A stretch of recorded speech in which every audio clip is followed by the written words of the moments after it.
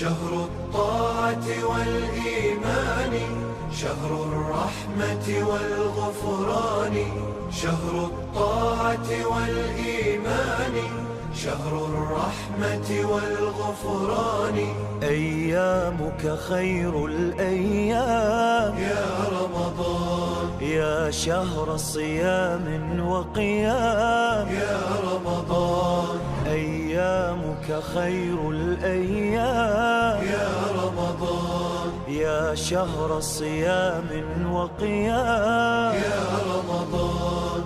بسم الله الرحمن الرحيم.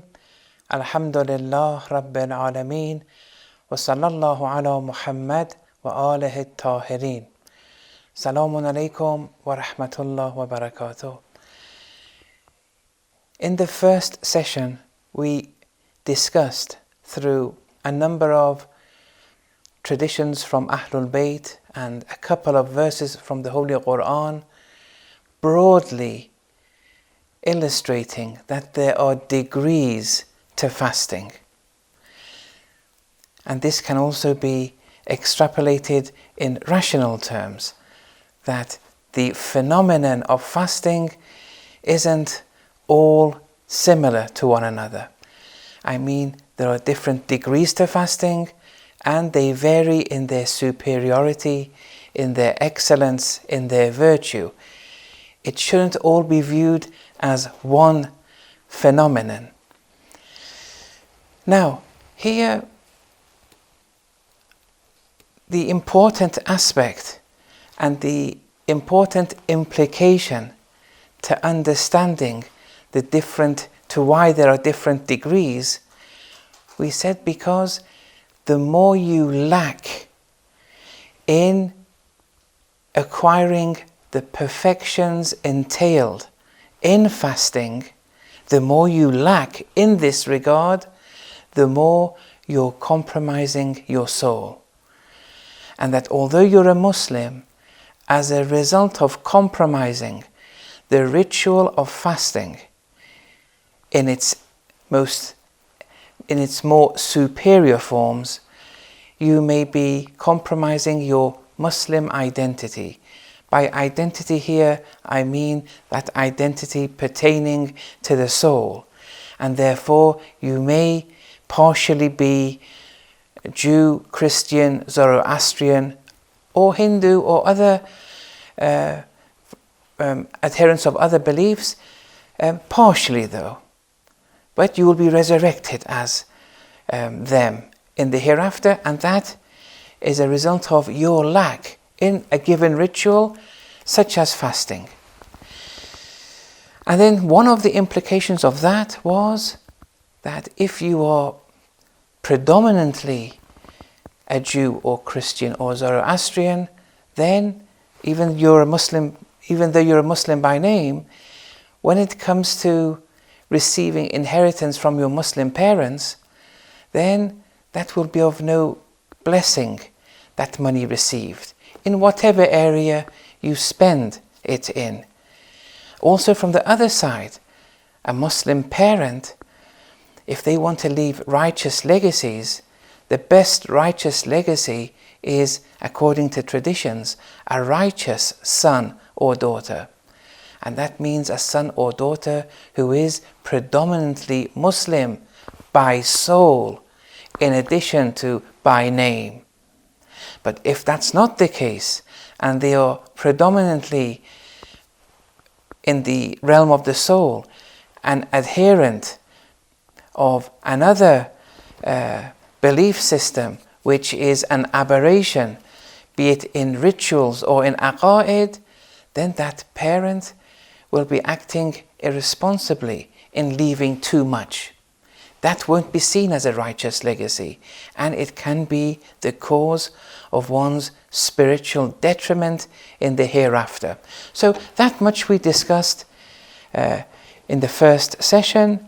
Now, in this session, I want to go through the writings of earlier scholars, and today, inshallah, we'll go through Allama Majlisi's writings.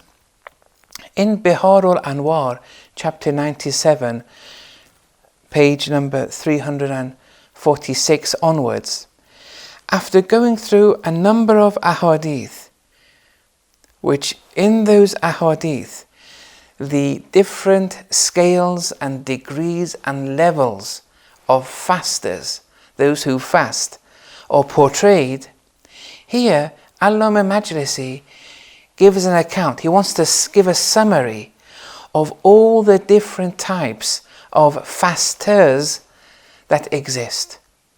And he wants to show that there are different degrees to fasting. Make sure you don't compromise with your fasting in the holy month. Make sure you don't become one of group levels 1 or 2 or 3. We'll go through them. He goes through different groups. He says, make sure you pertain to the proper groups, who don't lack, who don't compromise with their fasting. And then in future sessions, we'll go through the writings of Sayyid ibn Tawus. Allama Majlisi was around 400 years ago. Sayyid ibn Tawus was even before that, around 700 or 800 years ago.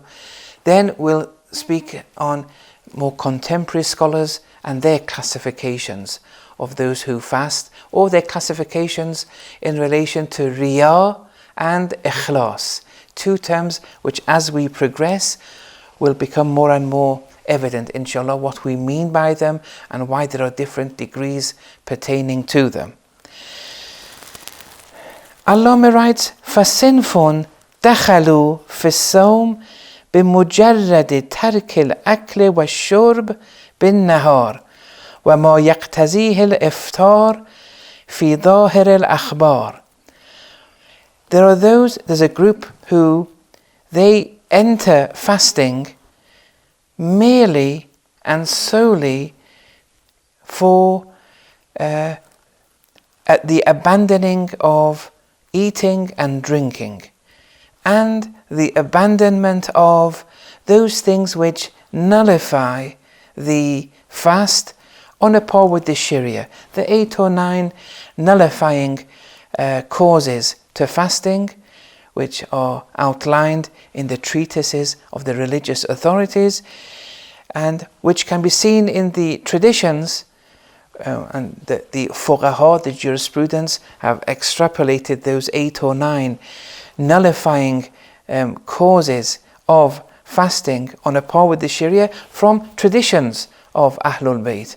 And these people, all that matters to them when they enter, and the operative word being all that matters for them when it comes to fasting is abandoning those 8 or 9 jurisprudential prohibitions.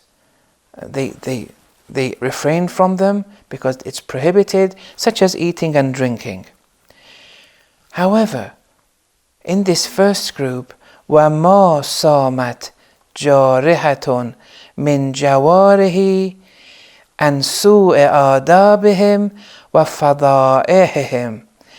However, none of their limbs have fasted, and none of their limbs have avoided the vicious etiquettes or the actions which the limbs do, which can be a source of disgrace. Yes, they abided by the Sharia and they refrained from those 8 or 9 nullifying actions. But when it comes to actions of their limbs outside the jurisdiction of the Sharia, because within the jurisdiction of the Sharia, there are only those 8 or 9 things nullify your fiqhi, outer, external, dhahiri fasting. But outside this jurisdiction, there are actions of the limbs which, if you commit, you don't compromise your fasting, that fasting which pertains to the Sharia, but you're compromising the spirit of fasting. The fasting will not elevate, will not benefit you in the hereafter. There are many actions of the limbs, of the tongue, of your hands, your feet, your eyes, and other body parts that are a source of disgrace, and they may be unethical, and they may even be viewed as forbidden according to the Sharia, even though it won't compromise your fiqhi fasting, your jurisprudential fasting, but the Sharia says these are haram. Or even outside the Sharia, the tariqah, the ethical dimensions of Islam says this action was unethical. The fact that you didn't forgive someone even though it was their fault, the fact that you were jealous even though you didn't disclose it, these things, you're not fasting. Your limbs aren't fasting here. But it's unethical, okay, but it doesn't compromise your fiqhi fasting, but that fasting is a bare minimum. You're not going to grow if you suffice with that much.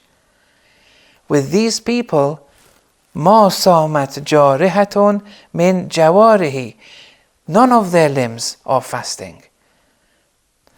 And all they're doing is abandoning those 8 or 9 nullifying causes of the fiqhi fast, such as eating, drinking, satiating your sexual appetite, for example, and other things.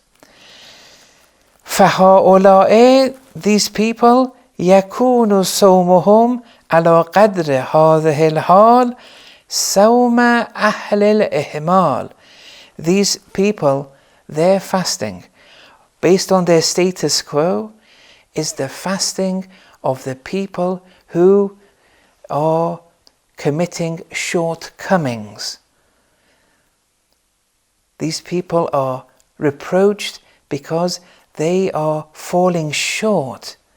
Why are they falling short? Because they're sufficing with a bare minimum, and the spirit of fasting is totally wasted. Then Allame continues and writes, وَسِنْفٌ دَخَلُوا فِي الصَّوْمِ. Now, there's a group who enter fasting, وَحَفِظُوا بَعْضَ جَوَارِحِهِمْ مِنْ سُوءِ الْآدَابِ عَلَى مَالِكِ يَوْمِ الْحِسَابِ فَكَانُوا فِي ذَلِكَ النَّهَارِ مُتَرَدِّدِينَ بَيْنَ الصَّوْمِ بِمَا حَفِظُوهُ وَالْإِفْطَارِ بِمَا ضَيَّعُوهُ. The next group, which is 1 degree higher than the previous group, and therefore they will benefit a bit more, are those who, in addition to the Sharia requirements of fasting, in addition to that, in relation to their limbs, they preserve some of their limbs from committing actions of vice, actions which go against ethical etiquette, but not all their limbs. They only succeed in preserving some of the limbs. These people are, during the day when they're fasting, they are bewildered, and their souls are bewildered. Bewildered in the sense that they're in a state of hesitation, or in a state of in between 2 different poles. What are those 2 different extremes? Is that in relation to their fasting, they're in between a bare minimum fasting, which is of no spiritual elevation and of no spiritual benefit, and between that fasting which is of maximum spiritual benefit. And the reason for that is, in relation to their limbs, they succeed. For example, they don't backbite, or they don't hurt anyone with their tongue. However, with their hand, they may, for example, cause injury to someone else, and that is haram to do that. Or, for example, they may commit other vices pertaining to other limbs, but they're always in a state of 50-50. They're neither here nor there. It's 1 step ahead in relation to the previous group, and it's a sign that they're growing. I don't want to cause any pessimism. Maybe I myself, I'm in this group. Don't be pessimistic. But at least they're growing However, there's a lot to do. They're always in a state of spiritual bewilderment in the negative sense, always hesitating. They're hesitant in relation to, what am I doing? I'm neither okay, I'm not suffering from the bare minimum, but also I'm wasting a lot because I'm lacking in relation to higher levels of spiritual perfection. Then Allama Majlisi continues, وَالصِّنْفٌ دخلوا في الصوم بزيادة النوافل والدعوات التي يعملونها بمقتضى العادات. There's one group who, in addition to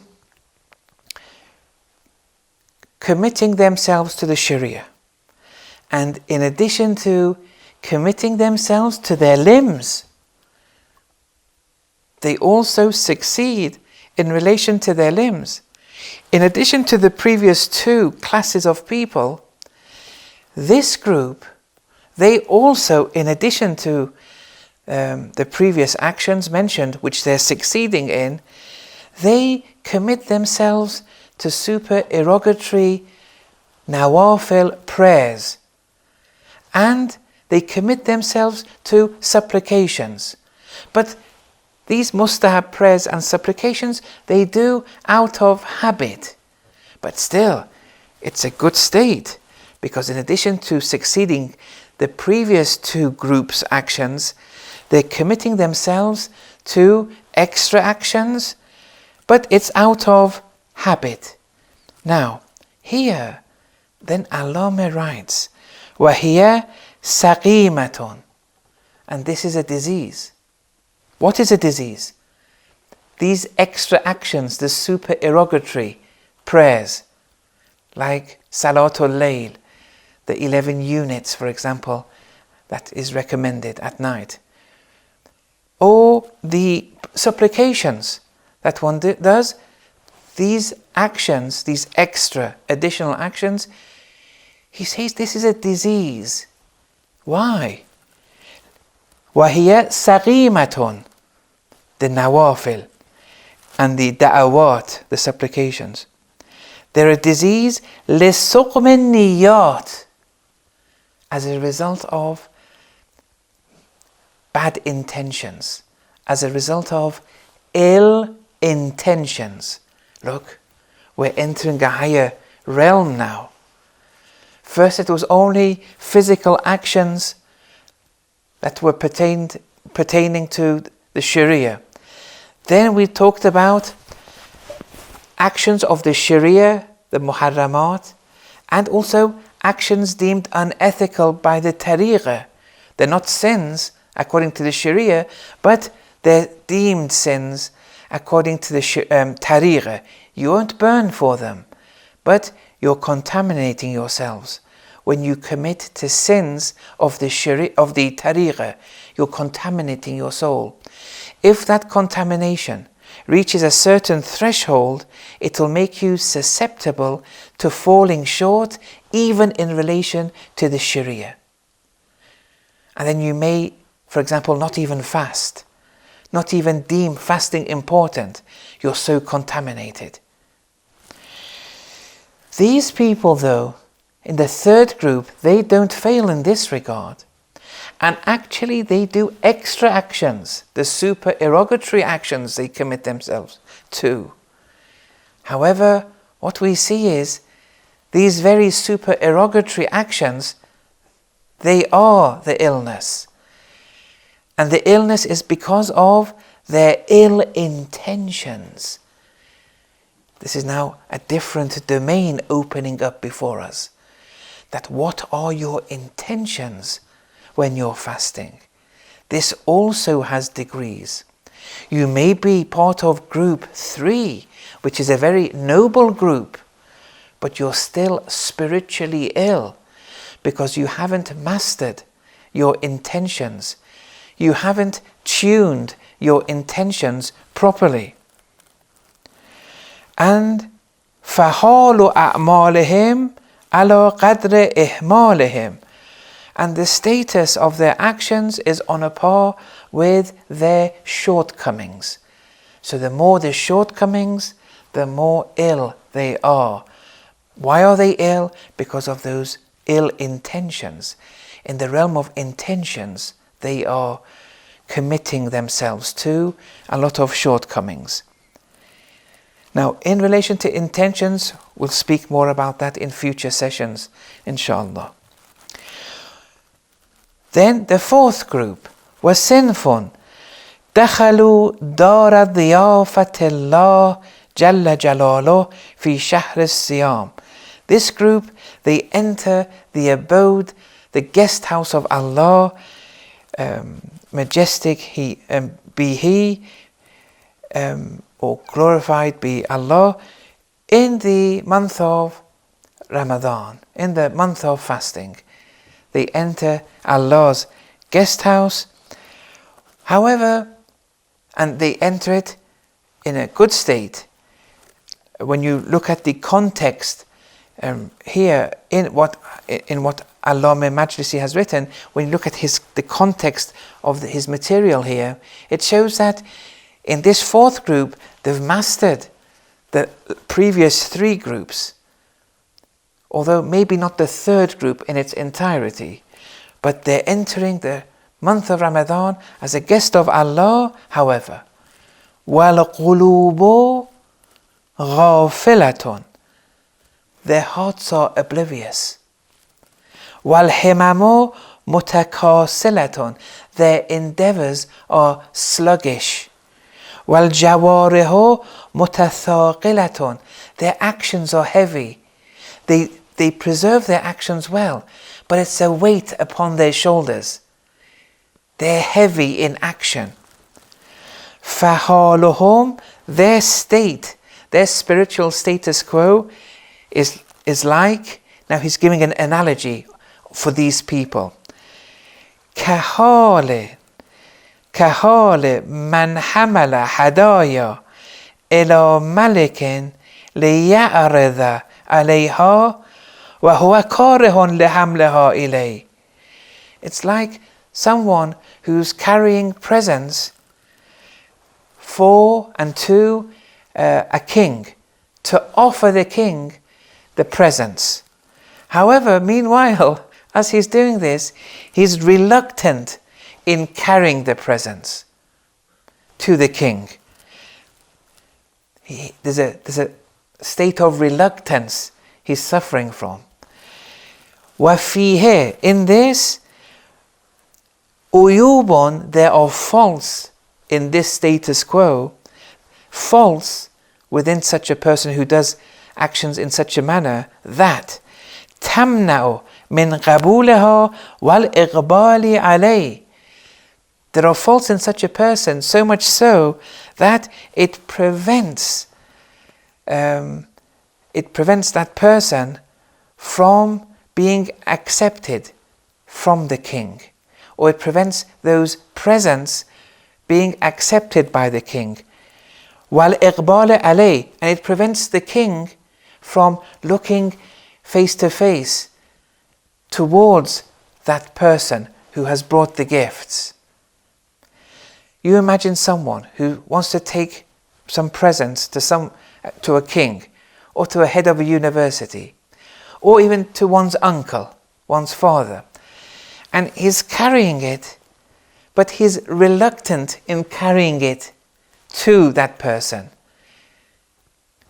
Maybe it's because, for a number of reasons, that he said, well, I have to do it because he's the king, he's the head, I have to look good in front of him. But deep down, he's reluctant in offering the presents. And then there are problems here. There are faults with such a state of mind. You imagine now, this is just an analogy, but you imagine now with Allah subhanahu wa ta'ala, and He sees you sluggish in your endeavors in fasting. Okay, here fasting is like the presents in the analogy. The presents are kind of compared to fasting, where we are offering this to Allah. But Allah sees we are sluggish in our endeavors. Allah sees that we are heavy in action. It's as if this is a burden upon our shoulders. But we're reluctant in fasting deep down. Well, of course, Allah won't look at you. Well, of course, your actions won't be accepted by Him in a true, proper sense when He sees this state of mind that you have. Just like the king, for example, in this analogy. وَسِنْفٌ دَخَلُوا فِي الصَّوْمِ. Now the fifth group who enter fasting, وَأَسْلَهُ مَا يَتَعَلَّقُ بِالْجَوَارِحِ. They refine themselves in matters pertaining to their limbs. That's a very good state. وَلَكِنْ لَمْ يَحْفَظُ الْقَلْبِ مِنَ الْخَطَرَاتِ الشَّاغِرَةِ مِنَ الْعَمَلِ الصَّالِحِ.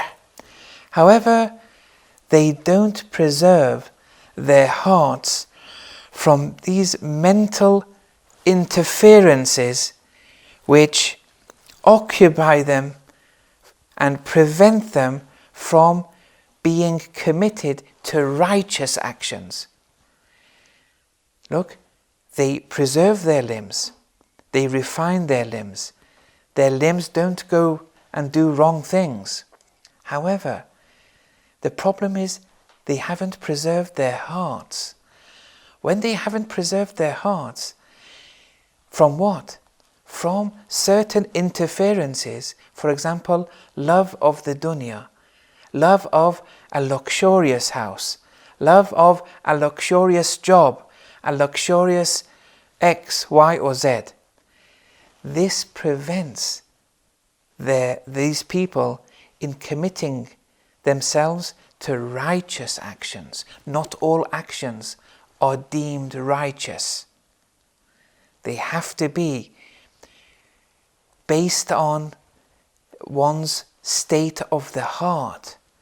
Only actions which emanate from a state of the heart which is free from certain mental interferences which can ruin one's intentions, only then, when you're free from that, that which emanates from such a state of the heart, they are righteous actions. Not any action is deemed a righteous action. Someone may give charity. Giving charity is a physical action. This physical action, is it deemed righteous or not? We have to say that depends. You're a Muslim. Now you're a Muslim, there are other parameters here. We have to look into this. You have to look where? We have to look into your heart. How is your heart occupied? What is your heart occupied with? So, these people, they succeed with the limbs, which is a very good state and degree to reach. However, in relation to the heart's preoccupations, they fail, and therefore it prevents them from committing righteous actions. فَهُمْ, now he wants to give an analogy of these people.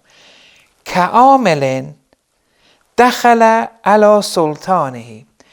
He's like someone who enters the presence of a king. وَقَدْ أَصْلَحَ رَئِيَّتَهُ بِلِسَانِهِ. This someone who is entering the presence of the king, this person, under him, he has a number of workers. He's a supervisor. He has a number of workers working under him. Let's call this person Mr. A. Mr. A is going to the presence of the king. Now, Mr. A, under him, has a number of workers. Mr. A has succeeded in refining those under him through his tongue. He tells the workers, you do this, you do that, and they listen. However, وَأَهْمَلَ مَا يَتَعَلَّقُ بِإِصْلَاحِ شَأْنِهِ. However, Mr. A falls short when it comes to acting according to duty and when it comes to refining one's own self. Mr. A succeeds in relation to those under him, but he fails in relation to himself. He fails in relation to refining oneself. فَهُوَ مَسْئُولٌ. And therefore, Mr. A will be questioned. Questioned by who? By the king, for example, in this analogy. It's comparing it to me and you. Me and you, our limbs, they don't act outside the proper etiquette, okay. But they're not righteous actions. Why not? Our hearts are contaminated with preoccupations. And therefore our actions aren't righteous. Then Allah says to us, look, you succeed in relation to your limbs, but why not in relation to your heart? Like in this analogy, Mr. A succeeds in relation to those under him, but he doesn't succeed in relation to himself and his own responsibilities. And therefore, فَهُوَ مَسْئُولٌ, he'll be questioned by the king. The analogy continues. Questioned about what? مسؤول عن تقديم إصلاح الرعية على إصلاح ذاته. Why did you grant priority in refining those under you? Why did you give priority to that over refining yourself? Why did you do that? وكيف أخر مقدما وقدم مؤخرا. Why did you postpone that which you had to do before, that which you had to do earlier, and why did you bring forward that which you had to do later? You had to first build your soul, your heart, and then those righteous actions emanate from that. But actions without the purity of the heart, that would be faulted. You would be questioned. Now, yes, your fast will be accepted, but it won't be a spiritual fast. If you remember in the first session that Sawmul Qalb, Amirul Mu'mineen alayhi salam said, the fasting of the heart, khayrun min sawmil lisan. It's better than the fasting of the tongue or of limbs. The fasting of the heart is the most important. And that we'll enter all these details in time, inshallah. And so, وَخَاطَرَ مَعَ الْمُطَّلِعِ عَلَى إِرَادَتِهِ. He's disclosing hypocrisy before one who is informed, who is aware of his inner will, the will of Mr. A. And he knows that Mr. A, he's committing hypocrisy here. He's refining those under him, but not himself. Another group was sinfun دخلوا في الصيام بطهارة العقول والقلوب على أقدام المراقبة لعلام الغيوب حافظين ما استحفظهم إياه فحالهم حال عبد تشرف برضا مولاه. The next group, he says, there are those who enter the month of fasting with pure intellects. Their intellects have been purified. Now, what does that mean? We haven't entered yet, but we'll speak about that over the next few days. They've purified their hearts,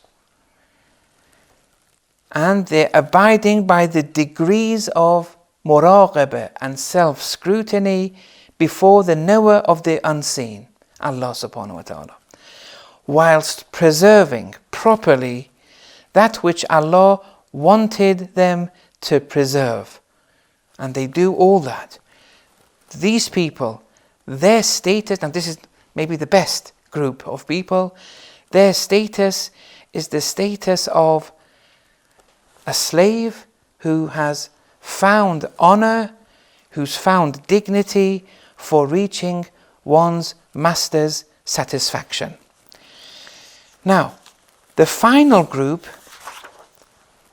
Allah writes, وَسِنْفٌ مَا قَنَعُوا لِلَّهِ جَلَّ جَلَالُهُ بِحِفْظِ الْعُقُولِ وَالْقُلُوبِ وَالْجَوَارِحِ عَنِ الذُّنُوبِ وَالْعُيُوبِ وَالْقَبَائِحِ.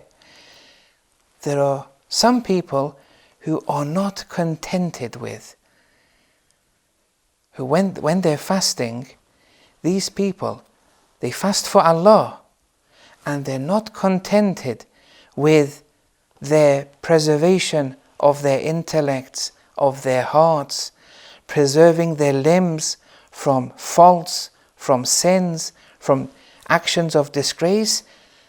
They don't suffice with this much. They're not contented with this much. Why? حتى شغلوها بما وفقهم له من عمل راجح صالح. The reason why they're not content, these people are succeeding. They're preserving themselves in the realm of the intellects, in the realm of the hearts, in the realm of the limbs, but they're not content with that. Why? So that they can occupy their hearts with that which Allah has assigned success to them, namely the righteous actions. Meaning that if these people suffice with this station and become contented with such a degree, there may arise spiritual problems. There may arise problems of self-conceitedness, that's enough for me. They don't want that, so that they can continuously occupy their hearts with that which Allah has granted divine success to them, and that is the righteous actions. They want to continue with this state.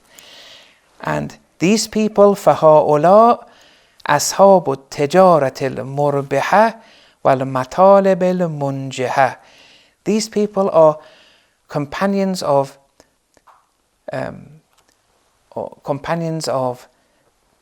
trade, but a truly profiteering trade, because it's divine in origin, something which has been approved by Allah, wholly approved by Allah. And these people are those who have committed themselves to life-saving actions as a result. وصلى الله على محمد وآله الطاهرين.